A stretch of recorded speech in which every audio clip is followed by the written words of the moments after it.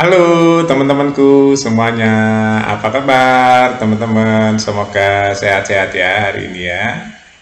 Wow, ini udah jam 10 lewat nih teman-teman, saya buat video ini ya. Jadi kita hari ini teman-teman sudah menyaksikan Timnas Indonesia U23 ya. Ini bagian regenerasi Timnas Indonesia.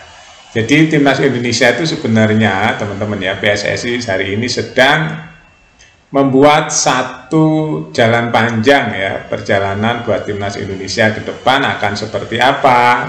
Itu ya, kita melihatnya jangan parsial ya. Nah, jadi kalau kita lihat secara teliti ya teman-teman, cara bermain Timnas Senior U23 dan U17 itu nggak bisa dipisah-pisah teman-teman ya. Jadi hari ini PSSI sedang membangun filosofi sepak bola Indonesia teman-teman ya. Filosofi sepak bola Indonesia sedang dibangun. Kalau kita lihat ya, permainan Timnas Indonesia kali ini sudah beda teman-teman ya dengan permainan-permainan sebelumnya. Cara passing, cara penguasaan bola, cara merebut bola, ya itu sekarang sudah lebih matang dan sudah lebih enak ditonton. Masalah hasil itu ya itu beda cerita teman-teman ya. Memang tujuannya main sepak bola itu menang ya, tapi selain itu juga sepak bola itu kan harus enak ditonton juga, enak dilihat juga ya, keindahannya juga. Jadi sepak bola itu enggak apa ya, bisa dilihat dari berbagai macam sudut pandang. Nah kali ini teman-teman ya, kita akan coba melihat kekurangan-kekurangan ya, menurut saya ya, mungkin menurut teman-teman juga sama atau beda ya. Kalau Timnas Senior sama Timnas U23 ini hampir mirip-mirip ya teman-teman, tumpul ya, tumpul di depan, tumpul ini depannya tumpul nih. Kalau kita lihat dari lini belakang, lini tengah ya, ini sudah terlihat bagus. Tapi di saat finishing ya, untuk senior dulu ya, untuk senior itu, wah ini luar biasa apa ya, kurang ya, kurang. Karena apa? Karena penguasaan bola sampai 80% loh teman-teman ya, penguasaan bola. Tapi kemarin waktu lawan Lebanon, satu pun nggak ada gol. Ya itu sangat disayangkan, walaupun itu biasa di sepak bola, semua bisa terjadi ya. Tapi itu luar biasa, membuat fan Timnas Indonesia itu penasaran. Penguasaan bola sampai 80%, masa satu gol aja nggak ada 90 menit ya. Nah ini pertanyaan lagi yang harus dijawab oleh Coach Patrick ya, oleh pelatih atau official. Bagaimana membuat penguasaan bola itu linear dengan hasil ya. Maksudnya hasil golnya, masa 80% penguasaan bola nggak bisa melesatkan 1 atau 2 gol ya. Nah ini pertanyaan-pertanyaan yang harus dijawab. Nah, dari mana nih kenapa bisa begitu? Apakah pemainnya nggak ada yang bisa membuat gol atau gimana ya, strateginya gimana, atau lawannya yang terlalu rapet? Jadi itu harus penuh kreativitas ya. Kalau enggak ya nanti kita akan terjebak di permainan penguasaan bola saja. Nah kita turun lagi ke Timnas U23. Ini similar nih teman-teman ya. Similar nih ya antara senior dan U23. Jadi hampir-hampir sama nih. Penguasaan bola bagus, tapi minim gol. Nah ini yang perlu dijawab ini ya. Artinya finishingnya loh, finishingnya menjadi gol itu gimana? Penguasaan bola itu linear atau sejalan dengan hasilnya gitu. Penguasaan bolanya bagus tapi golnya minim. Nah ini yang agak kontra ya. Mengenai pemain ya teman-teman, pemain di Asia Tenggara aja ya, kita lihat ya. Kemarin di final AFF ya, ini Van der Broek juga kalah dari Vietnam. Nah berarti kan di Asia Tenggara belum bisa bicara banyak lagi ya.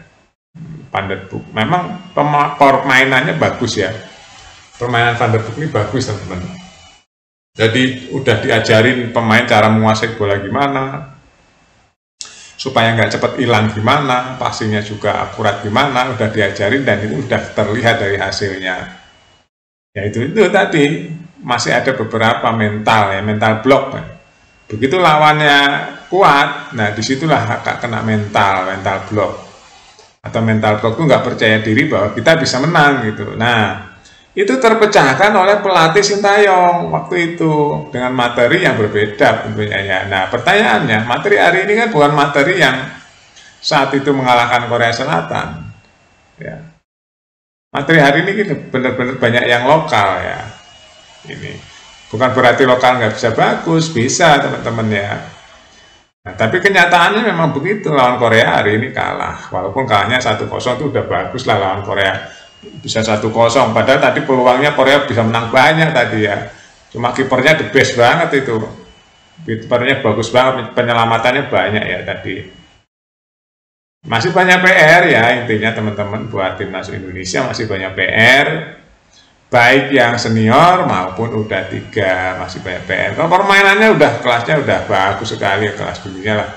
Ya, apalagi yang senior, permainannya udah bagus, permainannya Eropa punya. Masalahnya finishing hasil golnya itu dipertanyakan. Akhirnya kan yang tujuannya menang jadi nggak menang. Itu PR besar timnas Indonesia itu ada di pencetakan gol ya. Kalau untuk penguasaan bola mungkin sudah bisa dibilang oke lah ya. Nah, kembali lagi, berarti timnas U23 kali ini turun. Di Asia Tenggara kalah, di Asia nggak masuk, ya kalah di fase grup. Ini di tangan Van der Broek turun, beda dengan di tangan Sintayong. Di tangan Sintayong malah sampai ke perempat final, teman-teman. Ya, di tangan Sintayong sampai perempat final dan mengalahkan banyak tim dari Timur Tengah. Ya, itu jadi nurun ya.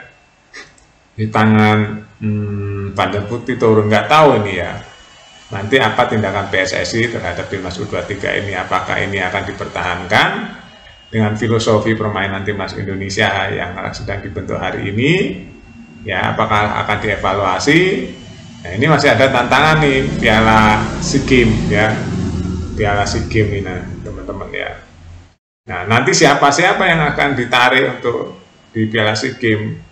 Ya kalau menurut saya karena menyangkut harga diri, bola di Asia Tenggara kan menyangkut harga diri merah putih ya.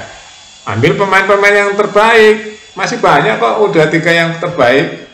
Di situ ada Justin, ada Evar, ada Nathan, ada Mauro, ada Miliano, ya, ada Marcelino. Itu harus diambil untuk meraih nama merah putih di Asia Tenggara. Jadi jangan ya itu PSSI lagi kan yang memutuskan atau dia akan dipanggil atau enggak. Ya, kalau menurut saya dipanggil nih, harga diri merah putih kok ya. Ya pertandingan antar bangsa nih. Ya antar bendera, antar anak bangsa. Nah, terdiri dari 11 negara lah kurang lebih ya. Nah, ini kan membawa nama baik NKRI, membawa nama baik merah putih Indonesia. Itu harus dipanggil teman-teman menurut saya. Nah nanti dengan memegang piala, syukur-syukur bisa bertahan lama, itu menjadi nama kita atau pamor kita atau mental pemain kita juga akan terjaga nanti. Oh biasa menang, berarti mentalnya mental percaya diri gitu. Jangan sampai kalah lagi nanti di bawah Van der Broek udah kalah terus, di Asia Tenggara kalah terus, di Asia kalah. Nah ini juga akan menurunkan mental pelatih juga, teman-teman, menurunkan timnas juga ya. Nah ini semua ada di tangan PSSI, ada di Erick Thohir. Apa kamu manggil pemain-pemain keturunan yang lain yang masih di bawah 23? Kan banyak sekali tuh bawah 23. Di situ juga ada Dion Mark yang tadi main ya. Evar, masih banyak ya peluru-peluru di U23 ini yang hebat-hebat, yang saya yakin bisa menguasai Asia Tenggara, teman-teman. Itu harus diturunkan, sedangkan yang lain juga sekarang udah kuat-kuat. Oke, itu aja ya teman-teman, kita tunggu saja nanti ya, masih ada piala ya di SEA Games ya. Bagaimana, apa kamu kalah lagi? Kalau kalah lagi Van der Broek berarti hat-trick nih. Hat-trick kalah, udah 2 kali kalah kan, udah 2 kali gagal kan targetnya Van der Broek. Oke teman-teman, jadi kita akan melihat ya nanti di Piala SEA Games ini Van der Poel apakah bisa bicara atau memenangkan kembali ya trofi SEA Games ini. Kita lihat teman-teman. Nah, karena ini kalau kalah lagi berarti 3 kali Van der Poel kalah ya. Mungkin ini akan merubah lagi ya. Kalau kalah terus kan otomatis dievaluasi yang tajam ya. Kenapa bisa kalah beruntun? Sedangkan Malaysia hari ini 3 kali bertanding menang terus tuh ya seniornya. Menang terus, bahkan rankingnya udah mepet Indonesia tuh Malaysia. Nah itu kejar-kejaran di sini. Kalau menurut saya panggil tuh pemain-pemain yang memang masih layak untuk main di U23, panggil demi apa? Demi merah putih, demi fan timnas Indonesia, bikin bangga, nanti kembali lagi rebound semangatnya. Nah kalau kalah terus, ya nanti semangat fan juga turun. Itu teman-teman. Kalau menang terus, fannya makin banyak lagi, makin kuat lagi, makin rebound lagi semangatnya. Kan bola itu di fan teman-teman ya. Salah satu kekuatannya. Oke itu aja teman-teman ya. Evaluasi ya, atau tentang timnas Indonesia hari ini harus dievaluasi. Sampai jumpa teman-teman.